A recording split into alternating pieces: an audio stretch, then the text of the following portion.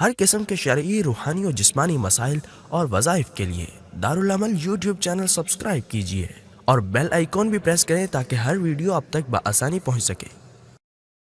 تو اللہ تعالیٰ نے موسیٰ علیہ السلام سے فرمایا کہ جاؤ مجمع البحرین، جہاں دو دریائیں ملتی ہیں، وہاں پہ ایک بندہ ہے میرا، جا کے اس کا علم دیکھ لو۔ تو حضرت موسیٰ علیہ السلام نے بطور خادم حضرت یوشع بن نون علیہ السلام کو ساتھ لیا اور دونوں چل پڑے۔ وہ واقعہ تو بہت طویل ہے کیونکہ وقت مختصر ہے، میں صرف مقصد کی چند باتیں لے رہا ہوں۔ تو حضرت موسیٰ علیہ السلام نے یوشع بن نون کو ساتھ لیا اور ساتھ میں ایک مچھلی وہ پکی پکائی اپنے ساتھ ٹوکری میں رکھی، علامت بھی بتائی کہ جہاں یہ مچھلی گم ہو جائے، غائب ہو جائے، اسی جگہ میں آپ کو وہ بندہ ملے گا۔ تو سفر پر روانہ ہو گئے۔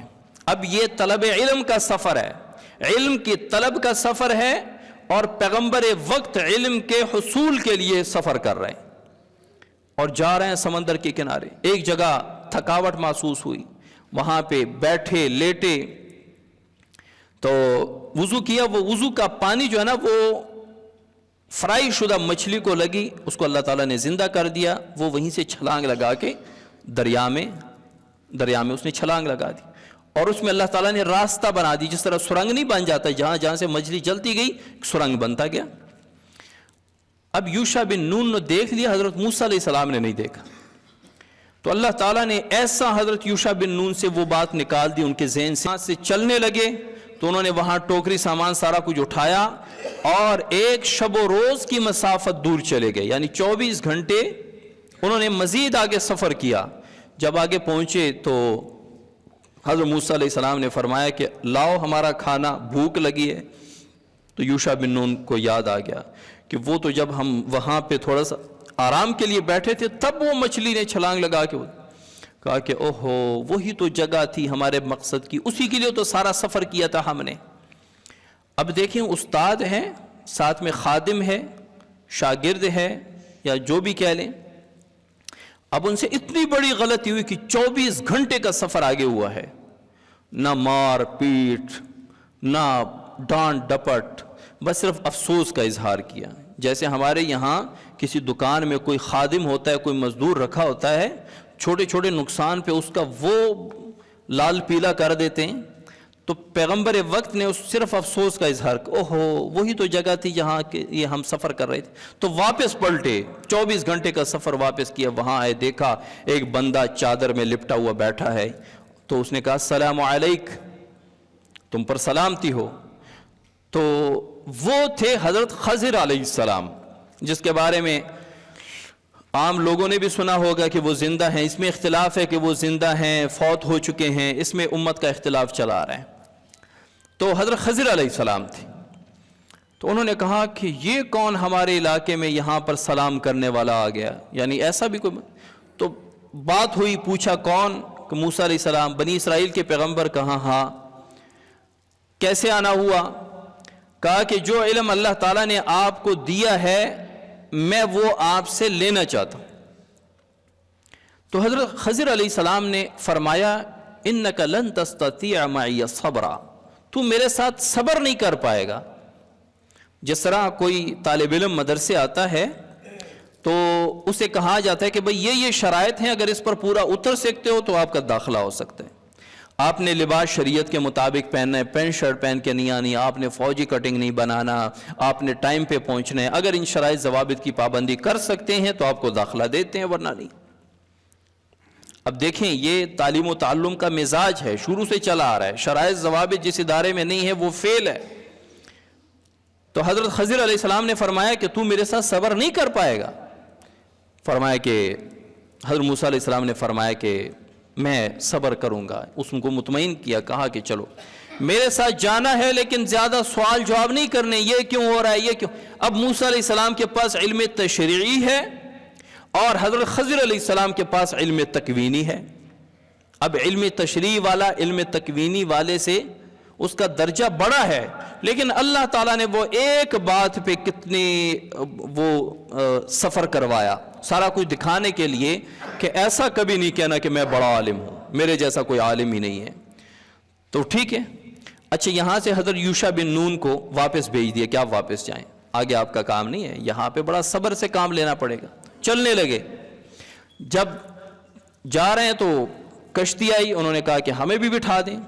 حضرت موسیٰ علیہ السلام اور حضرت خضر علیہ السلام دونوں بیٹھے، جیسے کشتی روانہ ہو گئی، حضرت خضر علیہ السلام نے اس کشتی سے کچھ پھٹیاں اکھیڑ دیں، یعنی اس کو کشتی کو معیوب کر دیا۔ حضرت موسیٰ علیہ السلام اچھا تشریعی نبی تھے، تشریع علم تھا، نبی کسی غلط کام کو دیکھ کر چپ رہے یہ ہو نہیں سکتا۔ تو انہوں نے جب دیکھا کہ بیچارے کسی غریب کی کشتی ہے اور ہمیں سفر بھی کروا رہے ہیں، اور انہوں نے کشتی معیوب کر دی، کشتی توڑ دی، تو کہا کہ یہ کیا کر دیا؟ انہوں نے کہا کہ میں نے کہا نہیں تھا کہ تو میرے ساتھ صبر نہیں کر پائے گا؟ کہا کہ چلو اس مرتبہ رہنے دیں، میں صبر کروں گا۔ یہ سورہ کہف کے 8 اور 9 نمبر رکوع مکمل اس واقعے پہ۔ تو جب آگے اچھا موسیٰ علیہ السلام نے حضرت خضر علیہ السلام کے کہنے پر وہ خاموش ہو گئے، آگے جا رہے ہیں، بچے کھیل رہے ہیں، تو ان بچوں میں سے حضرت خضر علیہ السلام نے ایک بچہ پکڑا، اس کا سر گھما کے اس کو قتل کر دیا، اس کو مار دیا۔ حضرت موسیٰ علیہ السلام نے کہا یہ کیا کر دیا؟ ایک بے گناہ بچے کو جو کسی قتل کے بدلے میں بھی قتل نہیں ہو رہا، اس کو کیوں قتل کر دیا؟ تو حضرت علیہ السلام نے فرمایا میں نے کہا نہیں تھا کہ تم میرے ساتھ صبر نہیں کر پائے؟ کہا کہ چلو اس مرتبہ بھی رہنے دے۔ آگے جانے لگے، جب آگے جانے لگے تو ایک بستی آئی، بستی والوں سے انہوں نے کھانا مانگا۔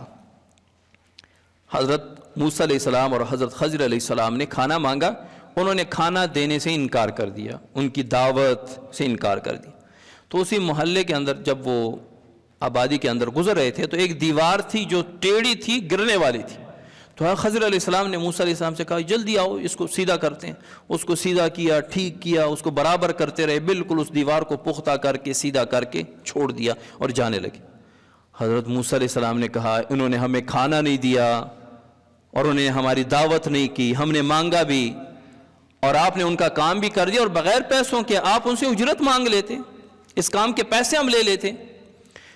تو حضرت خضر علیہ السلام نے اچھا جب کشتی میں سوار ہوئے اس وقت ایک پرندہ آیا، اس نے ایسی اپنی چونچ اس دریا کے اندر ایسے اندر کی اور پھر واپس اڑ گیا۔ تو جب یہ تیسری بار حضرت موسیٰ علیہ السلام نے یہ سوال کیا تو خضر علیہ السلام نے فرمایا کہ میرا اور آپ کا سفر نہیں ہوگا، آپ میرے ساتھ صبر نہیں کر سکتے، میں آپ کو بتا دیتا ہوں جو ہوا اس کا بتا دیتا ہوں، باقی آپ کا راستہ الگ میرا الگ۔ تو فرمایا جو ہم جیسے ہی چڑھے اس وقت وہ پرندے نے جو چونچ مارا پانی میں، تو اللہ تعالیٰ نے ہمیں یہ دکھانا تھا کہ اللہ کا علم اس سمندر کی مانند ہے اور ہم دونوں کا علم اس جو چونچ میں پانی ہے اس کے برابر بھی نہیں ہے۔ اللہ کے سامنے ہمارا علم اس سمندر کا پانی جو پرندے کی چونچ میں آیا ہے اس کے برابر بھی نہیں ہے۔ اور جو میں نے کشتی کو معیوب بنایا، کشتی کو تھوڑا وہ اس لیے کہ یہ 2 مساکین کی کشتی تھی، 2 مساکین کی۔ اب یہاں سے پتہ چلا ہے کاروبار چل رہا ہے، کشتی چل رہی ہے، لیکن حضرت خضر علیہ السلام نے اس کو مسکین کہا۔ مسکین اور فقیر میں فرق ہے، مسکین وہ ہے کام چل رہا ہے، پیسے آ رہے ہیں لیکن گزارا نہیں ہو رہا، آمدن سے خرچ زیادہ ہے، اور فقیر اسے کہتے ہیں جس کے پاس ایک وقت کا کھانا بھی نہیں ہوتا۔ فرمایا یہ مساکین کی کشتی تھی اور آگے ایک ظالم بیٹھے، وہ اس کو جو بھی کشتی پسند آئے اس کو اپنے قبضے میں لے لیتا ہے۔ تو میں نے اس کو معیوب بنایا تاکہ وہ ان کی کشتی کو قبضے میں نہ لے لے، تو جب آگے نکل گئے اس کو واپس درست کر دیا۔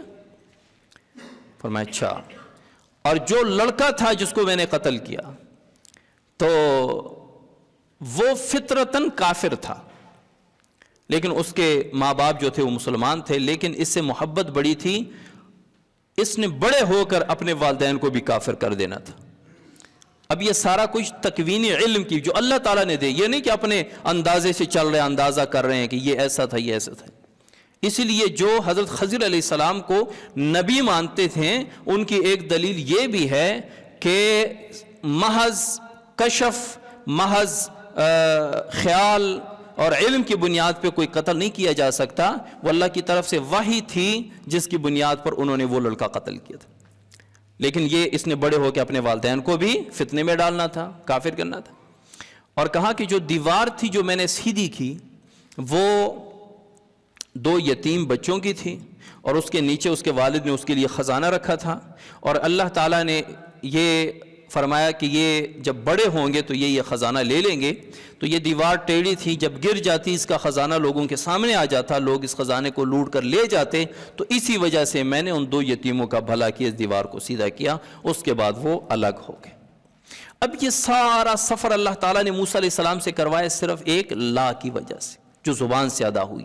جو ایک شخص نے کہا تھا کہ آپ سے بڑا عالم بھی ہے اس دنیا میں، کہا لا نہیں ہے. تو اس لیے حضور صلی اللہ علیہ وسلم نے حضرت عقبہ بن عامر رضی اللہ تعالیٰ عنہ کے سوال پر کہ من نجا، نجات کس بات میں ہے، تو آپ صلی اللہ علیہ وسلم نے 3 چیزیں بتائیں. کیونکہ وقت ہو گیا، اگلی 2 چیزیں انشاءاللہ اگلے جمعے میں بیان ہوگی. آپ صلی اللہ علیہ وسلم نے فرمایا امسک علیک لسانک، اپنی زبان پر قابو رکھو. آج اس معاشرے میں ہر بندہ اگر ناپ تول کے بات کرے، پہلے بات کو تولو پھر منہ سے بولو، یقین کریں آدھے سے زیادہ مسائل حل ہو جائیں گے. آدھے سے زیادہ مسائل جو ہے نا وہ زبان کی وجہ سے ہوتے ہیں. آدھے سے زیادہ دشمنیاں، لڑائی جھگڑے یہ زبان کی وجہ سے ہو رہے ہیں. تو آپ صلی اللہ علیہ وسلم نے فرمایا امسک علیک لسانک، اپنی زبان پر قابو رکھو. آس پاس دیکھو، میری اس بات سے کسی کی دل آزاری تو نہیں ہوگی، میری زبان سے اللہ تعالیٰ، میرے ان الفاظ سے اللہ تعالیٰ ناراض تو نہیں ہوں گے. اللہ تعالیٰ تو فرماتے ہیں ما یلفظ من قول الا لدیہ رقیب عتید، جو لفظ بھی تم زبان سے نکالتے ہو وہاں پہ وہ لکھنے والے نگران موجود ہیں، فوراً لکھ لیتے ہیں. کوئی ایک لفظ بھی ان سے خطا نہیں جاتا. نہ وہ سوتے ہیں، نہ وہ کسی اور کام میں مصروف ہوتے ہیں. جس کام میں لگایا وہ ان کا کام یہی ہے کہ وہ آپ کے زبان سے نکلے ہوئے الفاظ لکھ رہے ہیں. اللہ تعالی ہمیں اپنے زبان پر قابو رکھنے کی توفیق عطا فرمائے. وما علینا الا البلاغ.